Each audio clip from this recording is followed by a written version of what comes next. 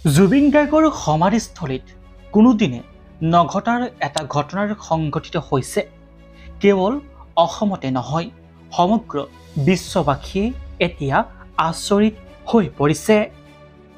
প্ৰাণৰ শিল্পী জুবিন গাৰ্গক সোণাপুৰত শেষকৃত্য সম্পন্ন কৰা আজি প্ৰায় এমাহ হওঁ হওঁ অৱস্থাৰ। কিন্তু আজিও জুবিন গাৰ্গৰ অনুৰাগী ভিৰ কমা নাই সোণাপুৰত। প্ৰত্যেক দিনাই হাজাৰ হাজাৰ লাখ লাখ অনুৰাগী ভিৰ হয় কেৱল প্ৰাণৰ শিল্পীগৰাকীক শেষ শ্ৰদ্ধাঞ্জলি জনাবৰ বাবে। সমগ্ৰ সোণাপুৰে এতিয়া জুবিনময় হৈ পৰিছে। প্ৰাণৰ শিল্পীগৰাকীৰ ওচৰত এগছি চাকি ধূপ জ্বলাবলৈ এতিয়া মানুহৰ হেতা ওপৰা লাগিছে। সকলোৱে শেষ শ্ৰদ্ধাঞ্জলি জনাইছে প্ৰাণৰ শিল্পীগৰাকীক। কেৱল দিনতেই নহয়, নিশা ২-৩টা বজালৈকে প্ৰাণৰ শিল্পীগৰাকীক শ্ৰদ্ধাঞ্জলি জনাবলৈ ভিৰ থাকে জুবিন গাৰ্গৰ অনুৰাগীসকল। আজি এমাহ হওঁ হওঁ অৱস্থাত, কিন্তু আজিও সোণাপুৰত আগৰ দৰে মানুহৰ ভিৰ। প্ৰাণৰ শিল্পীগৰাকীক সকলোৱে জনাইছে শ্ৰদ্ধাঞ্জলি।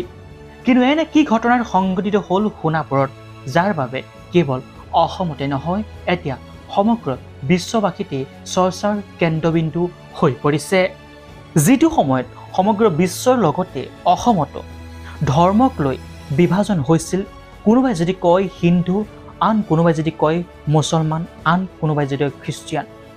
কিন্তু যিটো সময়ত অসমতো ধৰ্মক কেন্দ্ৰ কৰি বিভাজনৰ সৃষ্টি হৈছিল, সেই সময়তে প্ৰাণৰ শিল্পীগৰাকীয়ে যিখন অসমৰ সপোন দেখিছিল যে মোৰ কোনো জাতি নাই, মোৰ কোনো ধৰ্ম নাই, ধৰ্ম নিৰপেক্ষ হিচাপে সকলো জাতি, ধৰ্মৰ, ভাষাৰ লোককে সমান চকুৰে সমানে ভাল পাইছিল, বৰ অসমৰ কথা চিন্তা কৰিছিল। কিন্তু জুবিন গাৰ্গৰ মৃত্যুৰ পাছত যেন সোণাপুৰত এই ঘটনাৰ সংঘটিত হৈছে। সকলো ধৰ্মাৱলম্বী লোকে তেওঁক শ্ৰদ্ধাঞ্জলি জনাইছে। কোনোৱে যদি হিন্দু ধৰ্মাৱলম্বী মতে নাম কীৰ্তন আৰম্ভ কৰিছে, আন কোনোৱে আকৌ খ্ৰীষ্টান ধৰ্মৰ লোকৰ মতে তেওঁলোকৰ নীতি নিয়মসমূহ পালন কৰিছে, আন কোনোবাই আকৌ মুছলিম ধৰ্মৰ নিয়ম অনুসৰি সকলো শ্ৰদ্ধাঞ্জলি জনাইছে জুবিন গাৰ্গক। এক কথাত ক'বলৈ গ'লে সোণাপুৰ এতিয়া জুবিনদাৰ সমাধিস্থলী হৈ থকা নাই, ই পৰিণত হৈছে মন্দিৰ, মছজিদ, গীৰ্জালৈ। জুবিনদাৰ এই সমাধিস্থলীত নাই কোনো জাত ভেদ ধৰ্মাৱলম্বী। সকলো ধৰ্মৰ লোকে, সকলো জাতিৰ লোকে সমানে কেৱল প্ৰাণৰ শিল্পীগৰাকীক শ্ৰদ্ধাঞ্জলি জনাইছে, প্ৰাৰ্থনা কৰিছে।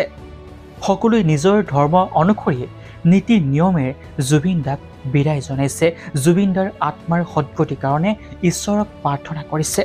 আৰু ইয়াক দেখি এতিয়া কেৱল সমগ্ৰ অসমতে নহয়, সমগ্ৰ বিশ্ববাসীয়ে আচৰিত হৈ পৰিছে।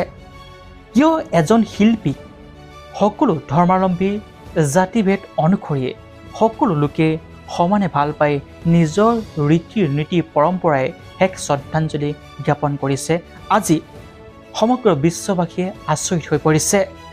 জীয়াই থাকোঁতে যিখন বৰ অসমৰ কথা চিন্তা কৰিছিল, আজি যেন ওপৰত থাকিয়ে ক'ৰবাৰ নিজান কোণত থাকিয়ে জুবিনদাই এই বৰ অসমখন চাই আছে। এতিয়া সকলোৱে ক'ব বিচাৰে জুবিনদাই বিচৰাৰ বৰ অসমখন আমি কেতিয়াও ভাগিব নিবিচাৰোঁ। এনেকৈ সদায় বৰ অসমখন বৰ অসমেই হৈ থাকক।